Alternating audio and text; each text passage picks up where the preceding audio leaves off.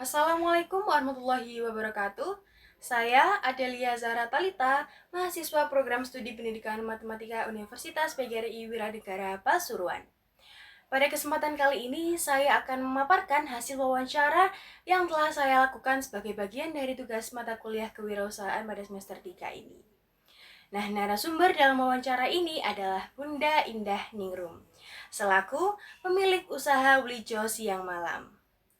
Beliau merupakan sosok pengusaha yang sangat inspiratif karena mampu menjalankan bisnis dengan mengutamakan nilai-nilai kemanusiaan dan juga empati, yakni bukan hanya semata-mata mengejar keuntungan atau biasanya kita sebut sebagai sociopreneur. Beliau sangat menerapkan sociopreneur ini tadi. Nah, melalui kisah beliau, saya ingin menampilkan bagaimana penerapan empati dapat menjadi fondasi yang utama dalam membangun usaha yang tidak hanya bertahan, tetapi juga memberikan manfaat bagi masyarakat di sekitarnya, gitu, terutama di lingkup Kota Pasuruan. Wawancara ini berfokus pada perjalanan usaha Blijo Siang Malam yang telah berdiri selama kurang lebih 5 tahun. Dan awalnya Bunda Indah ini membuka usaha setelah 2 bisnis sebelumnya, yaitu cafe dan juga travel agency, harus tutup akibat pandemi COVID-19 ya waktu itu. Nah, dari pengalaman tersebut, beliau juga belajar bahwa ketahanan bisnis sejati itu lahir dari kemampuan beradaptasi dan memahami kebutuhan dasar masyarakat. Nah, maka dari itu, beliau memilih berjualan sayuran segar dan kebutuhan pokok rumah tangga dengan penerapan sambil tetap menjaga kualitas produk serta memberikan pelayanan yang ramah sebagai bentuk empati kepada konsumen. Nah, jadi beliau ini tidak semata-mata menggunakan harga murah tetapi kualitas buruk, tetapi beliau tetap menahankan kualitas yang baik dengan harga yang mengikuti seperti itu. Nah, selain fokus pada kualitas dan juga pelayanan, Bunda Indah juga menunjukkan empati sosial yang tinggi melalui kegiatan berbagi. Nah, salah satu kegiatan yang rutin hingga saat ini dilakukan adalah Jumat Berkah, yakni di mana beliau membagikan makanan dan kebutuhan pokok pada masyarakat yang membutuhkan. Tidak hanya itu, beliau juga membantu biaya pendidikan anak yatim piatu atau anak yang duafa gitu, serta membuka les matematika gratis bagi anak-anak yang kurang mampu. Nah, tetapi saat mengadakan les tersebut terdapat sedikit kendala karena untuk mencari muridnya cukup susah ya. Dan semua kegiatan tersebut menunjukkan bahwa empati itu dapat diwujudkan melalui tindakan nyata yang konsisten dan juga tulus dari Bunda Indah Ningrum. Nah, dari hasil wawancara ini, saya mendapatkan pesan berharga bahwa seorang pengusaha sejati itu tidak hanya berpikir tentang keuntungan, tetapi juga tentang kebermanfaatan. Nah, Bunda Indah berpesan agar generasi muda ini tidak larut dalam sifat individualisme dan tetap memiliki kepekaan sosial di tengah kemajuan zaman, gitu. Nah, melalui video dokumentasi yang akan saya tampilkan berikut ini, saya memperlihatkan secara langsung bagaimana nilai-nilai diterapkan dalam bisnis Blijo Siang Malam yang telah seperti Bunda ceritakan atau Bunda bilang kepada saya melalui video tersebut. Baik, Assalamualaikum warahmatullahi wabarakatuh. Perkenalkan, saya Delia Zahra Talita, mahasiswa Universitas PGRI Wiradegara. Di sini saya mohon izin untuk mewawancara Bunda untuk terkait tugas mata kuliah kewirausahaan materi sociopreneur. Nah, pertama-tama untuk pertanyaan saya yakni mohon untuk Bunda ceritakan sedikit tentang usaha yang sedang dijalankan. Jadi mungkin dalam bidang apa dan kegiatan apa seperti itu. Usaha saya saat ini adalah menjual beraneka macam sayuran dan kebutuhan pokok rumah tangga. Tapi saya lebih concernnya itu di bidang sayuran. Untuk kebutuhan pokoknya itu hanya tambahan sebagai pelengkap aja gitu. Oke, baik. Untuk dari motivasi Bunda sendiri untuk usaha ini apa sih? Motivasi apa ya? Sebetulnya saya hanya mencari bisnis apa yang kira-kira masih bisa berjalan untuk jangka panjang. Karena pengalaman di sebelumnya ada beberapa bisnis saya itu yang nggak bisa tahan lama, kayak kafe, kayak gitu. Kena pandemi akhirnya tutup. Saya buka travel agent juga gitu, kena pandemi tutup. Saya akhirnya mikir apa ya bisnis yang bisa bertahan, yang tetap konsisten di segala segala kondisi kayak gitu. Saya pikir kebutuhan pokok bisa dicoba. Akhirnya saya coba jualan sayur dan alhamdulillah sampai melewati pandemi ini tetap bertahan kayak gitu. Baik. Dalam menjalani usaha ini, nilai-nilai apa yang Ibu pegang agar berusaha tetap berjalan dengan baik dan lancar untuk usahanya? Eh, Pertama, karena saya menjual sayur, jadi saya berusaha untuk yang saya berikan ke konsumen itu adalah sayur yang segar.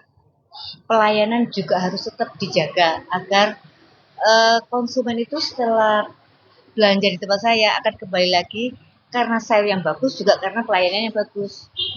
Untuk harga saya tidak mematok harga saya murah enggak, karena saya berprinsip harga murah kalau yang kita berikan kurang memuaskan pasti orang juga akan kecewa gitu. Oke. Jadi tetap mempertahankan kualitas. Kualitas barang ya. Baik.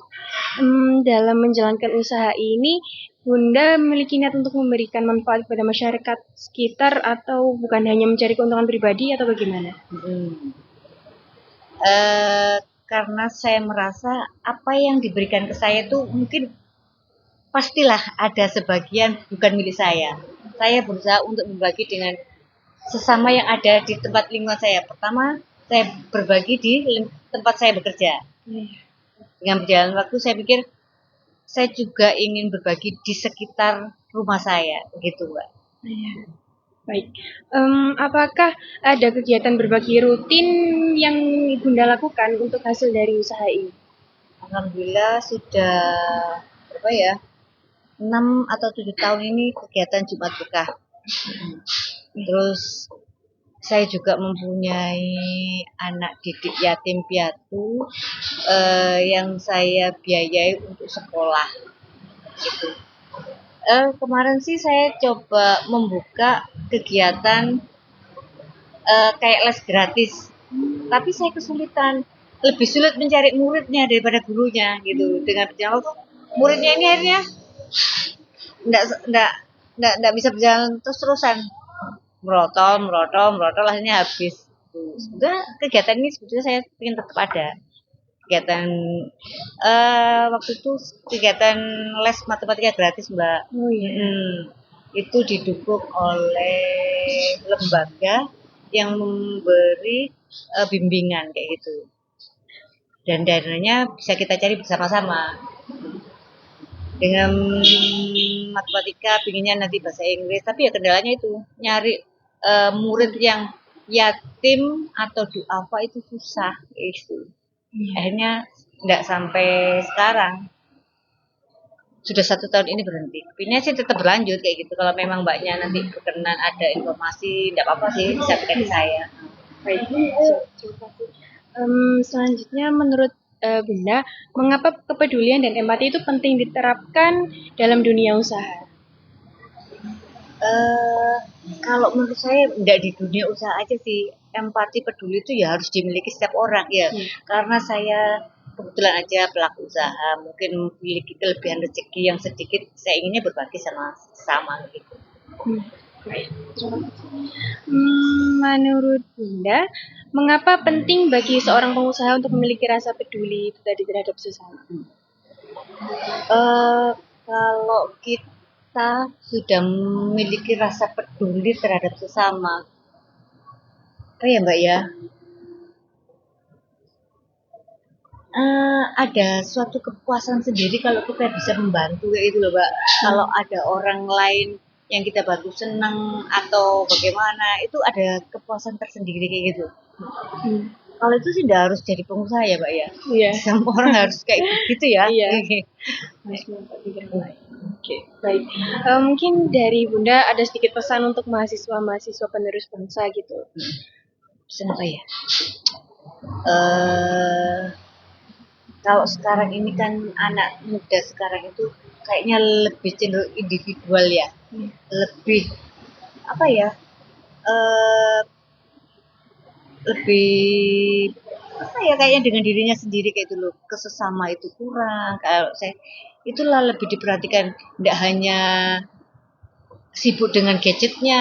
Kadang-kadang kan apa yang ada di sebelah kita mereka nggak tahu karena mereka sibuk dengan dunianya Diri sendiri. sendiri. Ya kalau saya sih lebih ditingkatkan kepedulian terhadap sekeliling aja gitu. Oke, baik. Mungkin itu saja untuk pertanyaan wawancara kali ini. Terima kasih banyak Bunda telah menyampaikan Sama-sama. waktunya di tengah kesibukannya Bunda. Saya Maaf ya terima Mbak kasih ya. banyak. Iya, nggak apa-apa Bunda. Saya yang terima kasih banyak karena sudah mengganggu Bunda. Tidak Mengganggu mengganggu sih, waktunya enggak Bunda. sih. Ya, baik. Oke.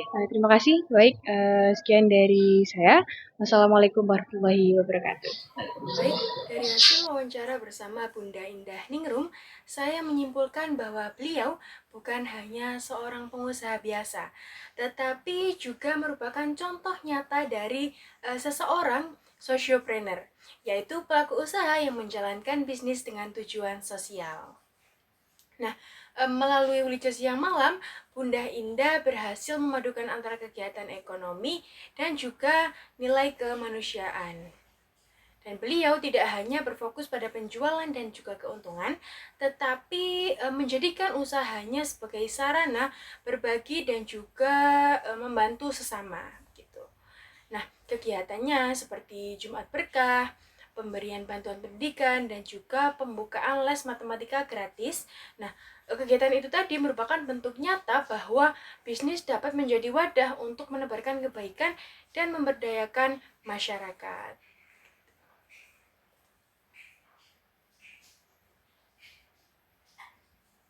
Wawancara ini memberikan saya pemahaman bahwa menjadi seorang sociopreneur berarti menjadikan empati sebagai dasar dalam setiap langkah berwirausaha.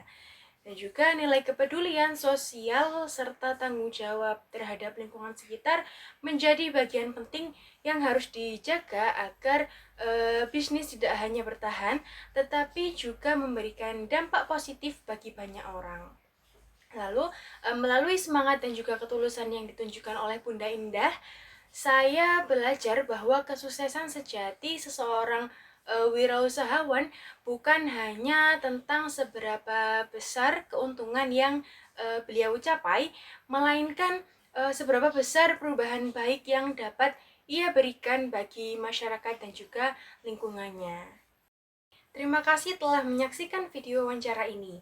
Jangan lupa untuk selalu mendukung pelaku usaha lokal dan terus menebarkan semangat berbagi melalui setiap langkah kebaikan. Sampai jumpa!